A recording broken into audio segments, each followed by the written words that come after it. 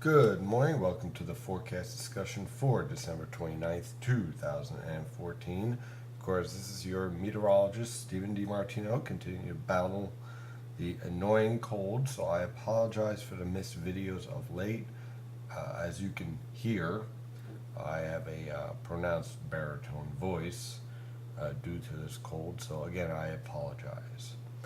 Now, let's see what we have here. We have a cold front that is moving through the region, and as a result, we're seeing our temperatures slowly stabilize. We have upper 20s to lower 30s over the interior, mid to upper 30s over the northern suburbs of Philadelphia and New York City, and lower to mid 40s along the coast. Our temperatures will pretty much hold in this area through the day, with temperatures ranging from the upper 30s to lower 40s over the interior and lower to mid 40s along the coast. So we'll kind of bounce around that area through this morning, and then we'll slowly fall off into the 30s and 20s this evening as Arctic air builds in. Now, as that cold front continues to slowly meander off the coast, we're going to have waves of low pressure move through, producing widely scattered to isolated rain and snow showers, changing over to snow showers tonight on through tomorrow. Not much in the way of accumulation, but may produce a bit more of a festive feel to the atmosphere throughout the region.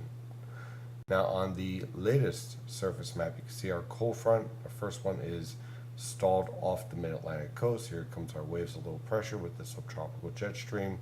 Here's our Arctic cold front that is moving through the Great Lakes. I'll move through this evening, introducing more Arctic air into the region.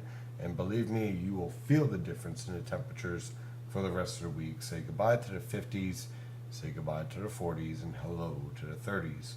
And I mean for the rest of the week. Now, I know that you'll see on your local 7-day forecast from your local news station temperatures rebounding into the 40s and 50s. Don't buy it. That is the GFS model guidance, pure GFS model guidance. Not bashing news agencies, just saying they like to hang on that guidance word for word. And unfortunately, the GFS guidance is complete and total garbage this morning, as it has no support from even the parallel GFS, which is soon to replace the GFS by January 15th. So I'm threw that model out and went with the European model guidance. So just so you understand where I'm going here with this forecast.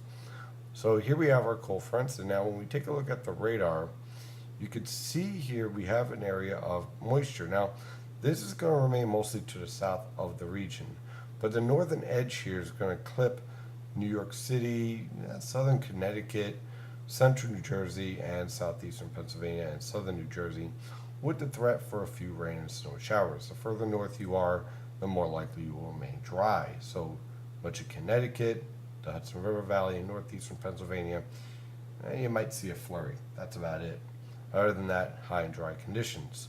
However, as you head further to the south, watch out for a passing shower or snow shower throughout the day today, and an isolated snow shower or flurry through tomorrow. Otherwise, cloudy skies can be expected with much cooler weather conditions.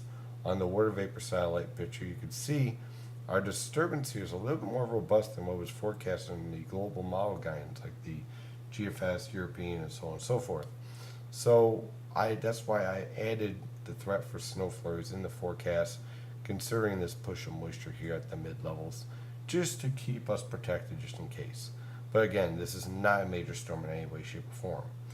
That, ladies and gentlemen, may be setting up for next weekend. I'll explain why in just a moment. So here we have our powerful ridge building up over the Gulf of Alaska. Here's our trough south of the Aleutians. Now, because the pattern's a little bit skewed because of various factors in the atmosphere, we have a trough in the west and then a blunted ridge in the east, basically the southeast ridge. What we have here is a split weather pattern where we have the subtropical jet stream diving into the west, but the polar jet stream carving out in the east, especially right here with our polar vortex setting up around the Hudson Bay. So that means we have a very tight gradient in terms of temperatures from the southeast to the northeast setting up, and that, ladies and gentlemen, sets up for some rather interesting weather as we head into next weekend. Here's our infrared satellite picture. You can see our area of low pressure is starting to develop over the southeast, and as a result, we're seeing a little bit more enhancement of lifting as a result.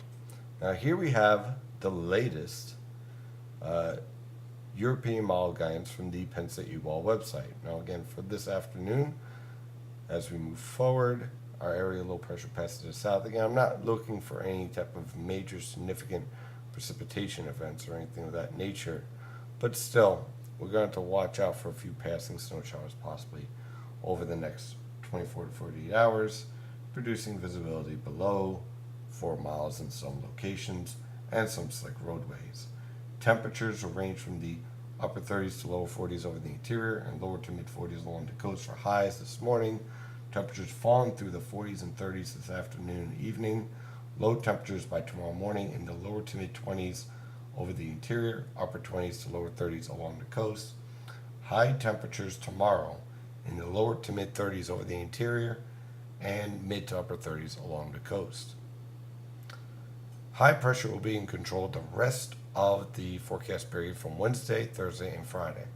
Then things get interesting as this disturbance interacts with our polar jet stream. Now look at the split here. You have your ridge over Western Canada, a very powerful upper level low setting up over the Hudson Bay. So there's our cold air. Here's our Arctic air. And we are kind of basically on this fence between the warm air to the south and the Arctic air to the north. We're on that battleground. So by this weekend, what we have here is first a wave of low pressure moving through with a few scattered rain, snow showers.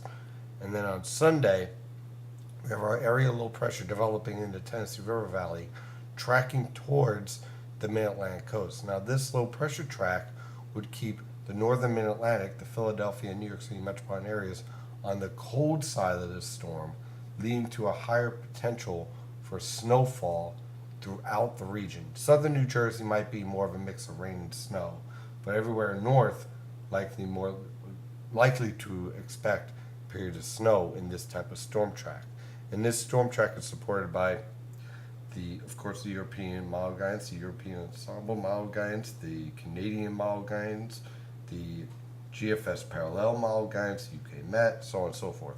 So this is a very interesting setup. You have high pressure to the north, funneling down that cold air. You can even see a little bit of that cold air damming setting up here. You zoom in, take a look at that little kink here. You have that cold air funneling in. So basically what we're looking at here, high temperatures Wednesday through Friday will range from the lower to mid 30s over the coast, upper 20s to lower 30s over the interior. Low temperatures this week in the upper teens, or should I say mid to upper teens over the interior, and lower to mid 20s along the coast. Then we get to Saturday. Now Saturday we'll have a cold front move through, reinforcing shower of cold air. So look for low temperatures in the upper teens to lower 20s over the interior, mid to upper 20s along the coast. High temperatures basically in the upper 30s to lower 40s, and then they fall. On Sunday you have temperatures struggling in the lower to mid 20s over the interior, mid 20s along the coast, high temperatures in the lower to mid 30s throughout the region with the potential for snow. So we're going to have to keep an eye on this low pressure system and how it tracks and exactly how it develops over the next several days.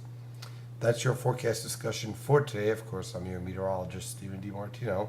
Thank you for watching NYNJPA Weather, and as always, have a safe day and stay safe out there.